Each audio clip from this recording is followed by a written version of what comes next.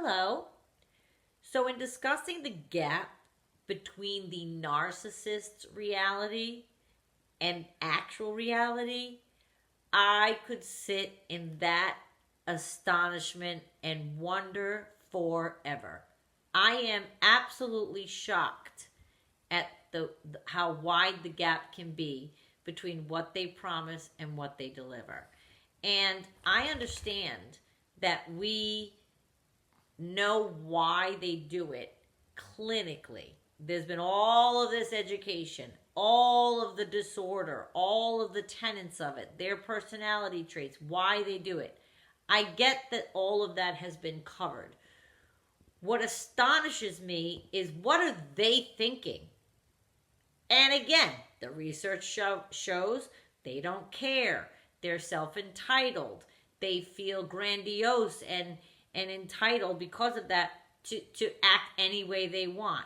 But again, what I don't understand, and if there's a narcissist watching this, what is going through your mind? Okay, a narcissist answer would be, we don't care. We just go from one supply to another. We don't have anything going through our mind.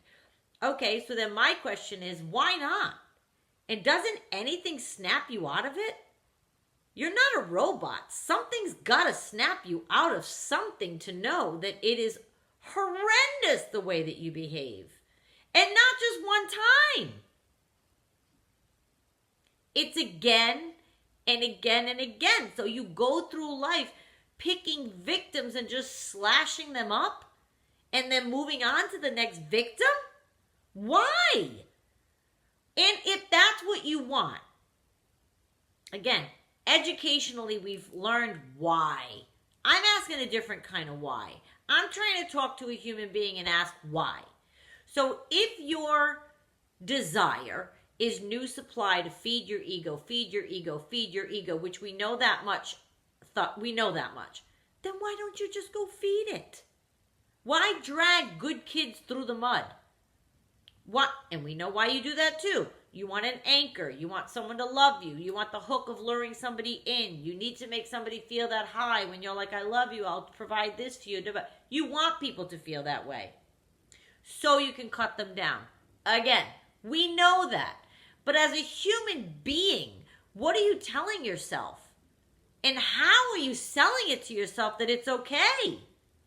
That's absolutely perplexing to me. It's perplexing to me. And I'm a visual learner. So I found two pictures that represented the promising stage and represented the reality stage.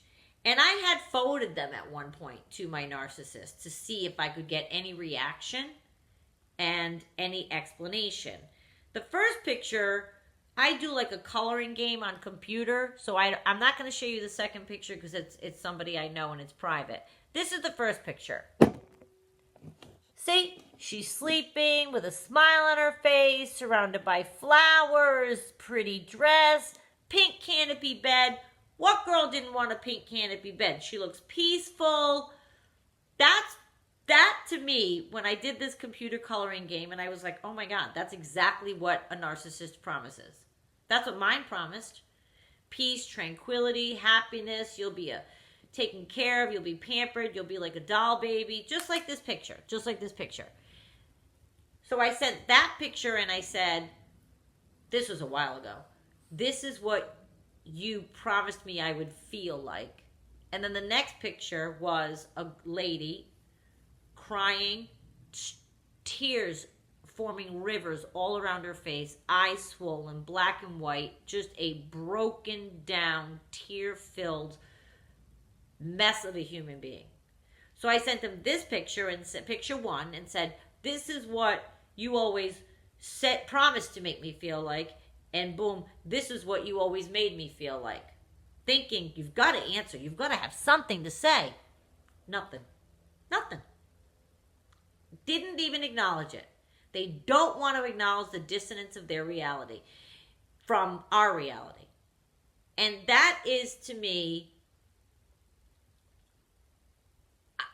I'm floored by that. Because even if you have a disorder, which we all have something wrong with us, come on. But God, like I said, you're not made of metal and steel. You're not a robot. You are a human being in there. So go back to your childhood. Get the help. Figure it out. But you want to keep doing picture number 2 to person after person after person after person? Just slashing them up? I don't get it. And you shouldn't want that for yourself. What are you doing to people? It's bullying. And I haven't heard the word bullying one time in all the videos and everything I've read. I've never heard bullying, because bullying is a whole other aspect of a personality type. But I'll be damned if this narcissism isn't bullying. It certainly is bullying. And it's infuriating, because they get mad when you show that. Okay, so I showed the 2 pictures, and what I usually got, my narcissist comment was, stop all this madness. Stop this madness. You mean the madness of me demonstrating to you the dissonance of your reality versus mine? You mean stop the madness, stop your truth? So you're mad at your truth right now, that I'm pointing out your truth to you, that I've caught on. That's what you're mad at. Stop the madness. What madness? I don't have madness. You're causing the madness. So I want you to think of those 2 pictures and think about the pink canopy picture number 1 girl. She's just blissful. And the other is a black and white close-up, tears streaming down the cheeks. And how they see themselves as delivering picture number 1. Yet they're delivering picture number 2. Guess what, bud? You never even touched picture number 1.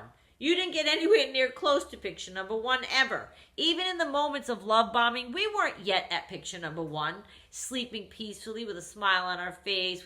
No, that takes lengths of time in nurturing someone's soul to make them feel that peaceful, to make them feel that they are at home in a lovely, blissful surrounding and safe from things. That girl in that picture number 1 looks safe to me.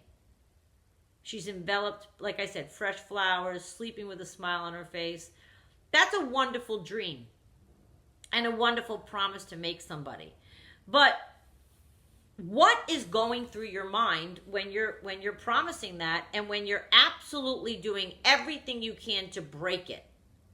Because you go onward and you promise that to many different women. And you do picture number 2 to all those same women or men or family member, whatever the narcissist relationship is. I am absolutely not okay with it, and you shouldn't be either. If you're a narcissist, if you see that dissonance and you're like, oh my God. Because they want you on I'm going to put you on a pedestal. I'm going to make you feel like a queen. I'm going to take care of you. You're never going to have to worry about anything. That's picture number 1. That girl is sleeping so soundly. She doesn't have a care in the world. She's happy as can be. But the second picture is the reality. And it's somebody I know that went through a divorce, and that's why I'm not going to share that picture. It's way too private. Look up any broken picture of a human. Broken human. Broken down, crying human. That represents how I felt most of the time in the relationship. Never picture number 1. And it's not okay. And if you're a narcissist watching this, get some help. It is not okay. You're not grandiose. You didn't achieve picture number 1. So you fell short of your grandiose expectation of yourself that you promised, and your self-entitlement of thinking you can treat somebody like picture number 2 makes you keep doing it. Well, guess what? We're all catching on. It's not attractive. It's nothing but bullying. And none of us are going to be quiet until every single person knows what this is. And I challenge you to look at that gap. We are not any longer getting fooled. And you might say, well, my person is still fooled. Well, guess what? They won't be for long. And it's not nice, and it's really mean.